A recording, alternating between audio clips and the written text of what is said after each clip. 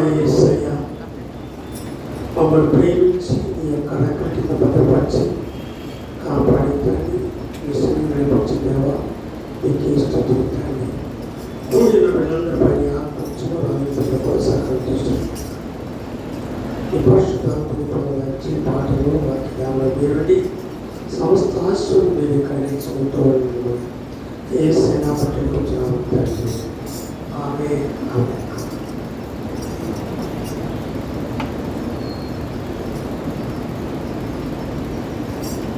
వచ్చే గీతంలో మొదటిగా 11వ పాటలో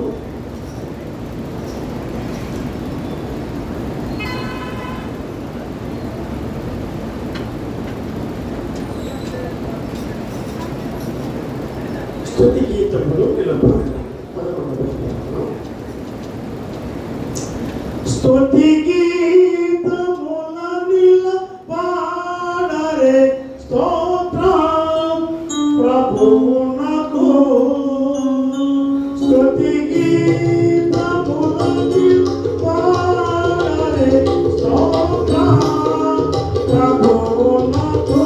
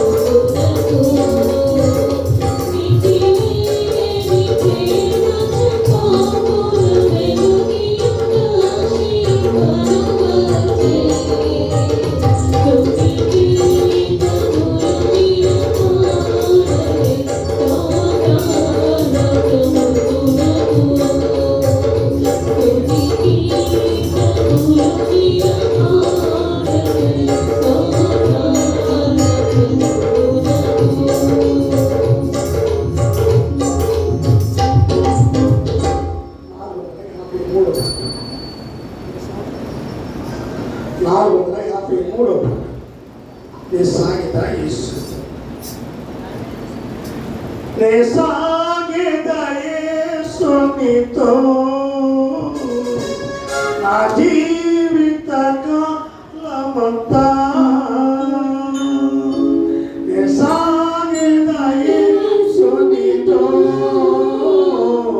నా జీవిత కాలమంతా యేసుతో నడిపెదా యేసుతో నడిచెదా యేసుతో నడిచెదా యేసుతో నడిచెదా సర్వమున చేయగా నీ వెళ్ళెదా సర్వమున చేయగా నీ వెళ్ళెదా ఆయనతో మరి సాగెదా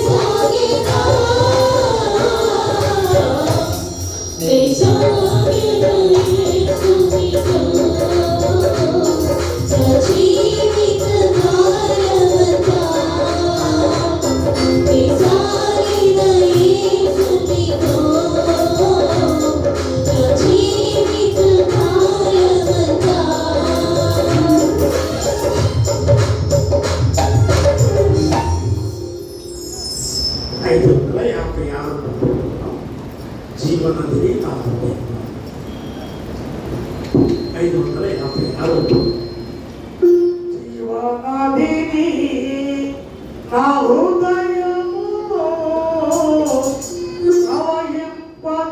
ప్రవహింపచేయుమయ్యా. జీవనదిని నా హృదయములో ప్రవహింపచేయు. హల్లెలూయా హల్లెలూయా హల్లెలూయా హల్లెలూయా హల్లెలూయా హల్లెలూయా శరీర క్రియలన్నీయు నాలో నశింపచేయుమయ్యా. శరీర క్రియలన్నీయు నాలో నశింపచేయుమయ్యా. జీవనదిని నా హృదయములో ప్రవహింపచేయుమయ్యా.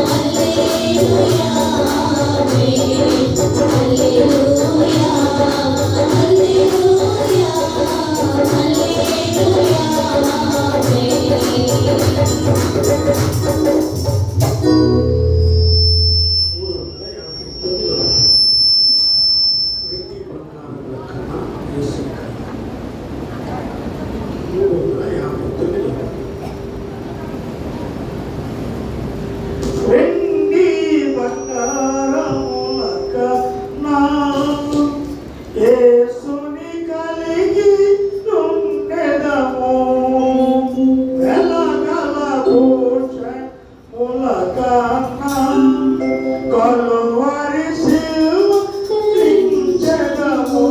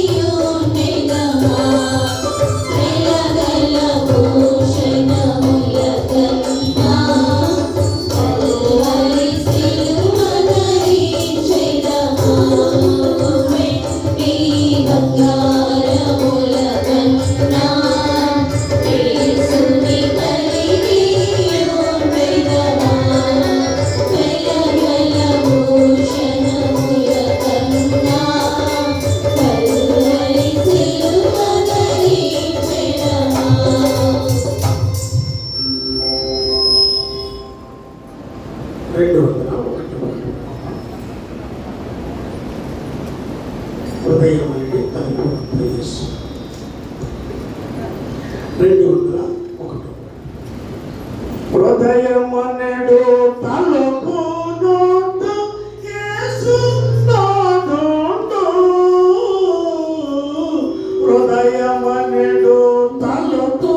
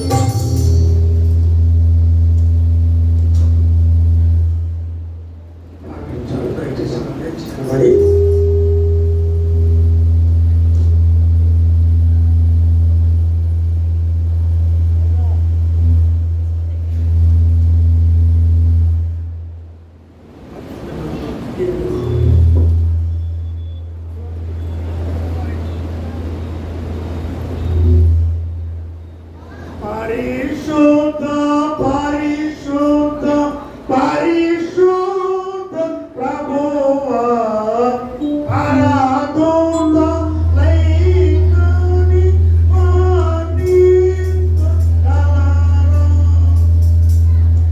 ఆరాధన లైకని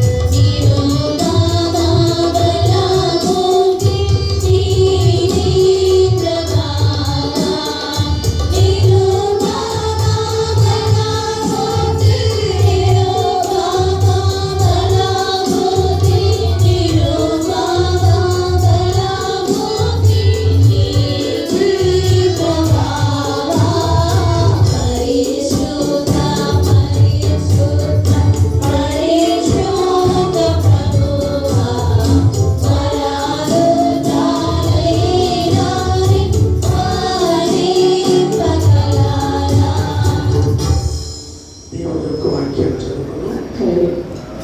పరిశుద్ధ గ్రంథం నుంచి మొదటి పాఠంగా దానియేలు గ్రంథము 6వ అధ్యాయము 1 నుంచి 5వ వచనం చదువుకున్నాం.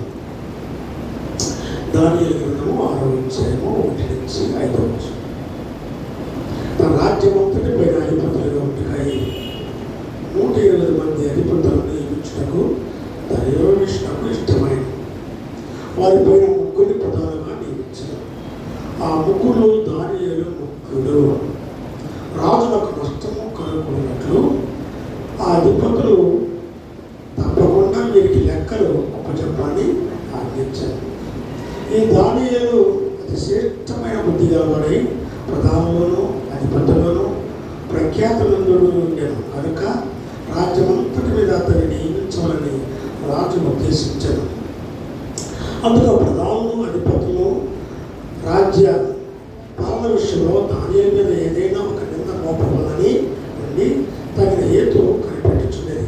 కానీ దానియేలు నమ్మకస్తుడై ఏ నేరమైనను ఏ తప్పైనను చేయవాడు కాడు కనుక దానియేలులో తప్పైనో లోపమైన కనుగొనలేకపోయాయి. అందుకు ఆ మనుషులు అతని దేవుని పద్ధతి విషయంలో ఉందే కానీ మరి ఏ విషయమందును అతను లోపము కనుగొనలేకపోయింది, కనుగొనలేము అనుకునేది. దేవుని యొక్క వాక్యం పరిశుద్ధ తనయుడు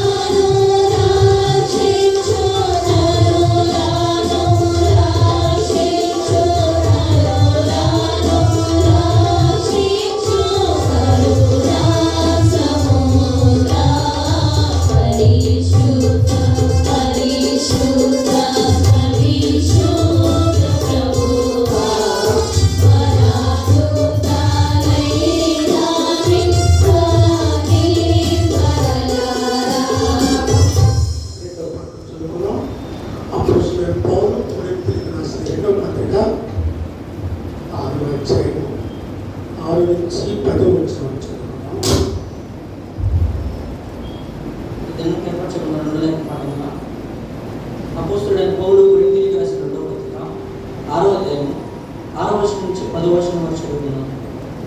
పవిత్రతతోనూ జ్ఞానంతోనూ దీర్ఘశాంతముతోనూ దయతోనూ పరిశుద్ధాత్మ వలనను నిష్కపటమైన ప్రేమతోనూ సత్యవాక్యం చెప్పుట వలనను దేవుని బలము వలన కుడి ఎడమన నీతి ఆయుధములు కలిగి ఘనత వలనను సుకీర్తి దుష్కీర్తి వలనను దేవుని పరిచారంలోనై ఉండి అన్ని స్థితులలో మమ్మల్ని మేము మెప్పించుకొచ్చున్నాము. మేము మోసగాఢమైనటువంటి సత్యవంతులము, తెలియబడని వారమైనటువంటి బాగుగా తెలియబడిన వారము, చనిపోవచ్చున్న వారమైనటువంటి ఇదిగో బ్రతుకుచున్న వారము, శిక్షింపబడిన వారమైనటువంటి చంపబడిన వారము, దుఃఖపడిన వారమైనటువంటి ఎల్లప్పుడూ సంతోషించు వారము, దరిద్రమైనటువంటి అనేకులకు ఐశ్వర్యము కలిగించు వారము, ఏమీ లేని వారమైనటువంటి సమస్తము కలిగిన వారు. దేవుడు ప్రస్తుతాన్ని వీక్షించారు.